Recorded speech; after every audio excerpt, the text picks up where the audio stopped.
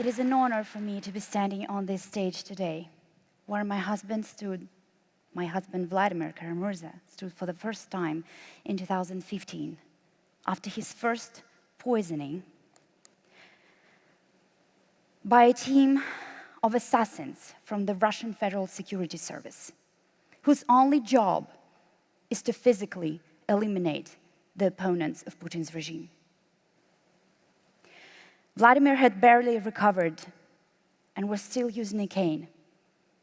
But after making his speech here at the Oslo Freedom Forum, he went back to Russia and continued his work. I share my life with an extraordinary man.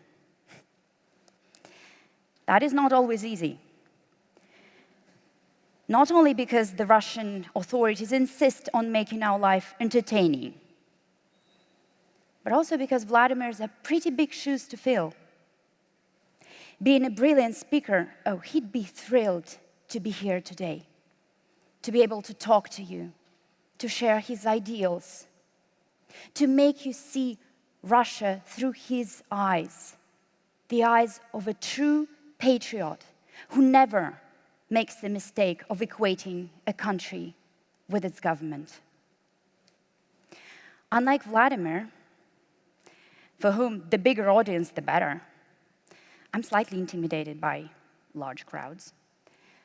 But I'm standing before you today because, in the words of Yelena Bonner, the wife of Andrei Sakharov, and an amazing force to be reckoned with in her own right, and I quote, "Academician Sakharov considers publicity the main weapon in the struggle for human rights.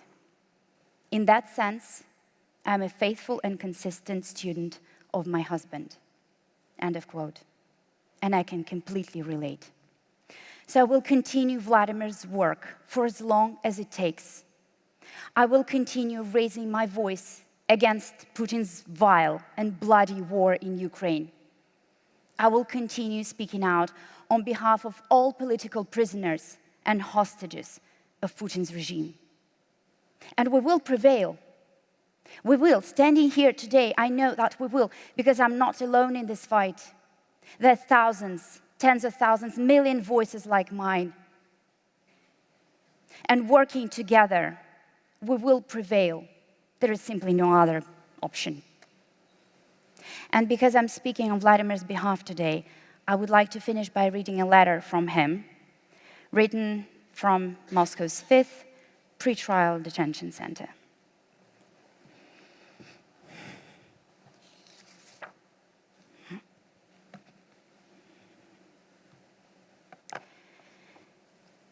In August 1968, as Soviet tanks rolled into Czechoslovakia to crush the Prague Spring, the Kremlin put up enormous propaganda efforts to claim wide support for its action.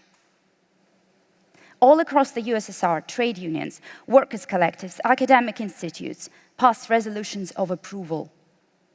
Soviet newspapers reported that support for the invasion was unanimous.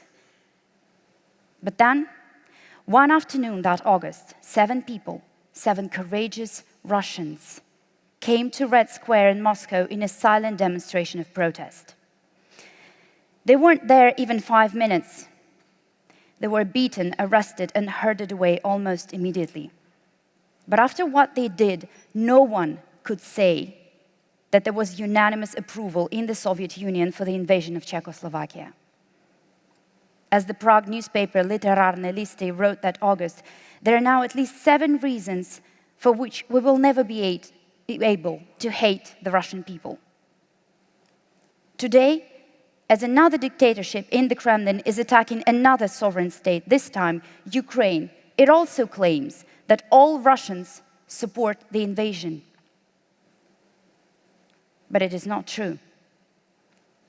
And unlike in 1968, there are not 7 but thousands of people who have gone to the streets to protest. Each one of them makes me proud of my country. It is now a criminal offense in Russia not only to speak out against the war, but even to call it one, up to 15 years in prison. I'm only one among dozens of people across Russia already charged under this law. The other day, a fellow prisoner asked if I wish I had stayed silent. Saying no was the easiest answer I've ever given. To stay silent means to be complicit.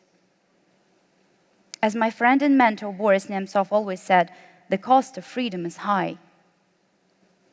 It certainly is. But the cost of silence and complicity would be unacceptable. So I have no doubts and no regrets. I only wish I could join you in person for this unique gathering that is the Oslo Freedom Forum.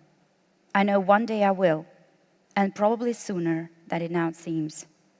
As Soviet dissidents like to say, night is darkest before dawn. Thank you. Thank you so much.